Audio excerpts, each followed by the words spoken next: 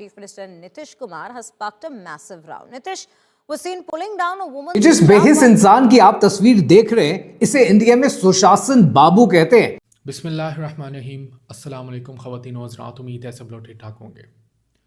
आज की वीडियो बनाते हुए मैं बड़ा परेशान भी हूँ और बहुत गुस्से में भी हूँ।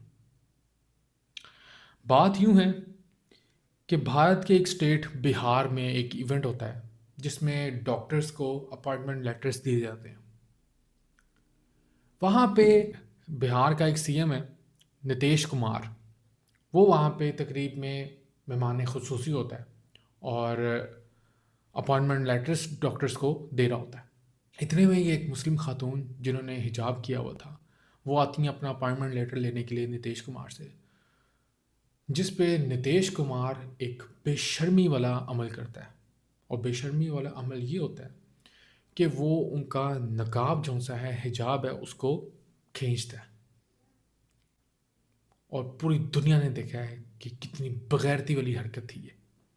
ऊपर से बीजेपी के कितने लीडर्स हैं जो कि उसको डिफेंड कर रहे हैं। शर्म आनी चाहिए। तुम लोगों की इन्हीं हरकतों की वजह से इंडिया रेप के केसेस में नंबर 1 है इस टाइम पे पूरी दुनिया में।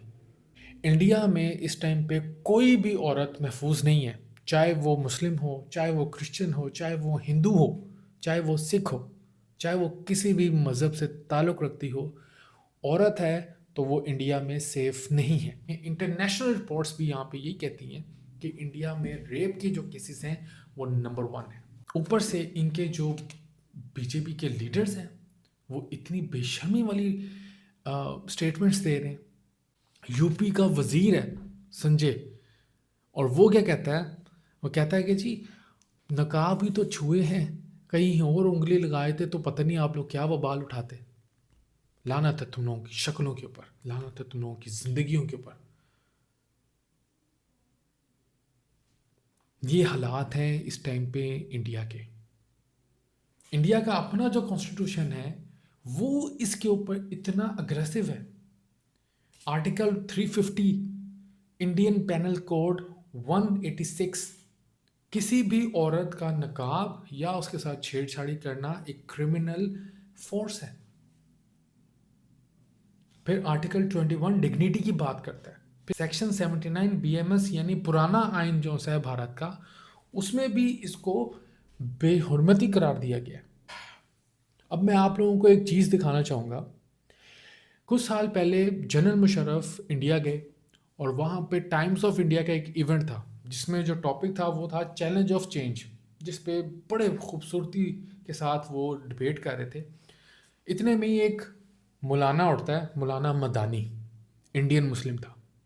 वो उठ के जनरल मुशर्रफ को कहता है, मौलाना Madani, member of parliament wants to ask a question. एक सवाल है मेरे जहन में, वो ये कि पाकिस्तान की जितनी टोटल पॉपुलेशन है उससे ज़्यादा पॉपुलेशन में इंडियन मुस्लिम्स यहाँ रहते हैं। जी हाँ, आपको मालूम होना चाहिए। हाँ मुझे मालूम है जी।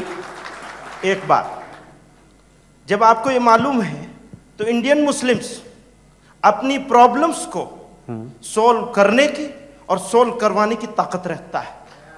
आपके नसीहत की ज़रूरत नहीं करें, इंडियन मुस्लिम्स को एलिनिएट करने की कोशिश ना करें प्लीज़। Thank you. मौलाना मदानी उठ के कहता है जनरल मुशर्रफ को कि जी मुशर्रफ साहब, पाकिस्तान से कई गुना ज़्यादा मुस्लिम्स इंडिया में मौजूद हैं और वो अपना हक लेना और मनवाना जानते हैं, तो आप हमारी फ़िक्र ना करें, हम अपना ख्याल रख सकते हैं। जिस पर बड़े खूबसूरती के साथ, बड़े ग्रेसफुली उन्होंने, जनरल मुशर्रफ ने उसको शटअप कॉल दी मौलाना मदानी को। दूसरी चीज़, आप हिंदुस्तानी मुसलमानों की बात कर रहे हैं, मुझे बड़ी खुशी है जो आप कह रहे हैं। अगर ये सही है, बिल्कुल मुझे बहुत खुशी है। मुझे बहुत खुशी है, इंशाअल्लाह ताला आपकी कंडीशन बहुत अच्छी होगी और बहुत सही तरीके से हल हो जाएंगे प्रॉब्लम्स।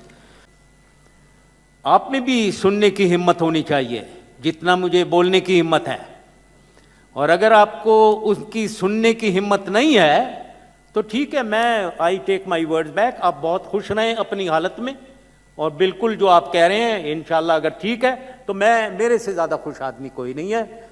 انہوں نے کہا, میں یہ ویڈیو اس کے ساتھ شیئر کروں گا, آپ لوگ دیکھیے گا. انہوں نے کہا کہ اگر آپ اپنی اس حالت میں خوش ہیں, یعنی کہ آپ غور کریں کہ اگر آپ اپنی اس حالت میں خوش ہیں تو ٹھیک ہے, مجھے کوئی پرابلم نہیں ہے. جنرل مشرف اس ایونٹ میں اکیلے وہاں پہ موجود تھے اسٹیج پہ, اور ان کے سامنے انڈین پولیٹیشینس, جرنلسٹس اور جتنے بھی لیڈرز تھے وہاں پہ موجود تھے, اور ان سے بڑے عجیب و غریب قسم کے سوالات پوچھ رہے تھے, ان کو اگریسو کرنا چاہ رہے تھے, لیکن ہاؤ گریسفلی ہی آنسرڈ. تو اب اس واقعے کے بعد مولانا مدانی جو ہے وہ مجھے نظر نہیں آیا, نہ کوئی پروٹیسٹ میں, نہ کسی پریس کانفرنس میں. تو آج میں کہنا چاہوں گا جو انڈین مسلمس وہاں پہ بیٹھے ہوئے, ینگسٹرز جو سے بیٹھے ہوئے ہیں, وہ لازمی اس بغیرت انسان سے پوچھیں کہ ہاں بھائی کدھر ہیں ہمارے حقوق, بھائی لے کے دو ہمیں حقوق, جو تم نے بڑی بے شرمی کے ساتھ اترا کے تم نے وہاں پہ بولا تھا کہ جی انڈین مسلمس اپنا حق لینا منوانا جانتے ہیں. یہ حق لے لیا تم لوگوں نے, یہ اوقات ہے تم لوگوں کی کہ وہ تمہیں کچھ نہیں سمجھتے, نہ سمجھیں گے. تم اپنا خون بھی پلا دو گے, وہ تمہارے نہیں کبھی بنیں گے. اللہ تعالیٰ نے قرآن مجید میں صاف الفاظ میں بولا تھا کہ یہ لوگ تمہارے دوست کبھی نہیں بن سکتے. تم ان کو جو مرضی کر لو, جتنا مرضی راضی کر لو, یہ تمہارے کبھی نہیں بنیں گے اور نہ کبھی بن سکتے. اللہ نے کہہ دیا تو کبھی نہیں بنیں گے. اور ہمیں being a Muslim, being a Pakistani, اللہ تعالیٰ کا کروڑوں دفعہ, اربوں دفعہ شکر ادا کرنا چاہیے کہ ہم لوگ ایک آزاد ریاست میں رہتے ہیں, جہاں پہ ہم کھل کے اپنے دین کی پریکٹس کر سکتے ہیں.